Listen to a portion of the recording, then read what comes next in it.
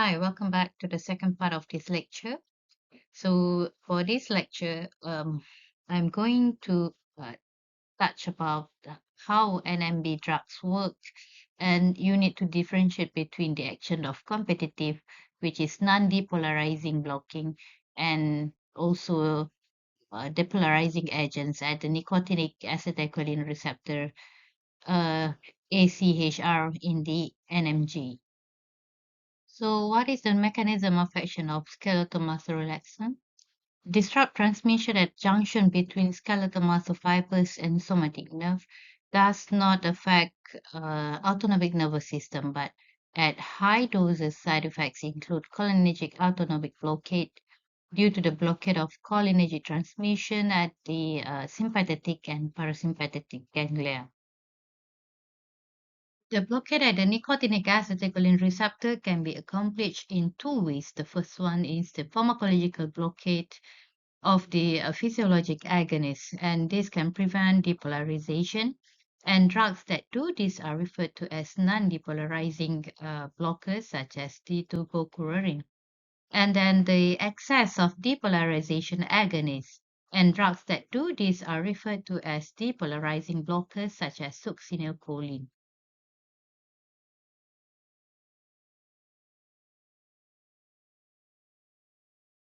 So, what is the mechanism of action of non-depolarizing neuromuscular blocking drugs? It actually antagonizes the action of acetylcholine in a competitive manner at the postsynaptic nicotinic receptor.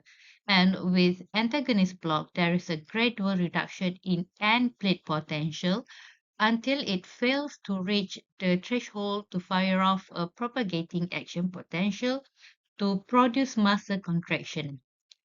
And a neuromuscular block, expressed as depression of the single twitch height, only becomes evident when 70 to 80% of receptors are occupied by non-depolarizing NMBDs. To produce complete block, and at least 92% of receptors must be occupied.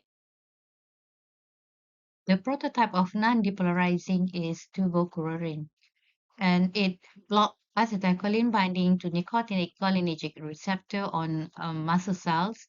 Reversal of blockade by increasing the concentration of acetylcholine at end plate membrane by anticholinesterase such as neostigmine and androphonium.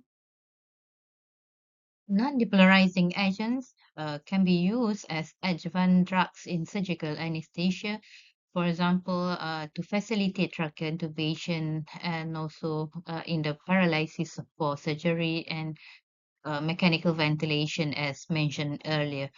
And it must be given via injection because it has poorly absorbed orally, and the some of the adverse effects, for example, tuberculin, it can release the histamine from mast cell, which can cause the decrease in blood pressure, bronchospasm, and skill risk. And in the newer generation, it can cause histamine release, but to a lesser extent unless administered rapidly. There are three types of non-depolarizing muscle relaxant for long-acting, such as pancuronium, intermediate-acting, and also short-acting drugs. Non-depolarizing muscle relaxant also has a long duration of action, which is prolonged in the presence of renal impairment, as 60% of the drug is excreted unchanged through the kidney. A small amount undergoes decathlation in the liver, and pancuronium does not release histamine but has direct vagolytic and sympathomimetic properties. Therefore, it can cause an increase in heart rate, blood pressure, and also cardiac output. Trocurium has an intermediate duration of action. It has no direct cardiovascular effects but may release histamine. Renal or liver impairment does not prolong its duration of action, and actually its metabolism is involved largely organ, and the drug undergoes Hofmann degradation for about 45% and ester hydrolysis by non-specific esterases in the plasma. Only for about 10% is excreted in the urine. A metabolite of Hoffman degradation, such as laudanozine, is a tertiary amine that has epileptogenic properties in high concentration, although this complication has not been reported in human during general anesthesia. Laudanozine is a tertiary amine that may enter the CNS. It crosses the blood-brain barrier and may cause excitement and seizure activities. In the cardiovascular system, high plasma concentrations produce hypotension and also bradycardia. For cisatracurium is the 1R cis 10R cis isomer of atracurium. It is 4 times more potent than atracurium, and it does not release histamine and has no direct cardiovascular effect. About 77 of the drug undergoes Hoffman degradation, and for about 15% of the drug is excreted unchanged in the urine. As a lower dose is given, it produces less laudanozine than an acute potent dose of atracurium. Mivacurium is another example of non-depolarizing muscle relaxant. It is a short-acting drug with rapid onset. It is useful for short surgical procedure requiring muscle relaxation, and it can be given as a continuous infusion for prolonged procedure. It has little direct cardiovascular effect. However, it causes histamine release, which leads to significant hypotension in doses greater than 0.2 milligram per kilogram. This is reduced by slow injection of the drug over 15 to 30 seconds. Mivacurium is hydrolyzed at 88% of the rate of succinylcholine, and its duration of action is increased in patients with atypical plasma cholinesterase. The action of the drug may also be prolonged in patients with hepatic and renal disease if they have reduced plasma cholinesterase activity. It also reported to have drug interaction with cholinesterase inhibitors, aminoglycoside antibiotics, calcium channel blockers, and also halogenated carbon anesthetics. Okay, now let's moving to the depolarizing neuromuscular blocking drugs. Actually, the depolarizing drugs are agonists at acetylcholine receptors. Succinylcholine is the only depolarizing NMBD in clinical use. Acetylcholine binding to receptor is a very rapid process. They will be deactivated by acetylcholinesterase, but succinylcholine is not metabolized, so prolonged activation the nicotinic receptor produced.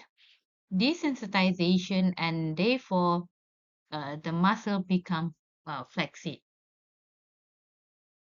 The only depolarizing agent still in use is succinylcholine, and all other are the non-depolarizing types. For phase 1 of mechanism of action of depolarizing neuromuscular blockers, they stimulate the nicotinic end plate receptors to depolarize the neuromuscular end plate. And the initial depolarization is accompanied by transient twitching of the skeletal muscle, or in other words, is fasciculation.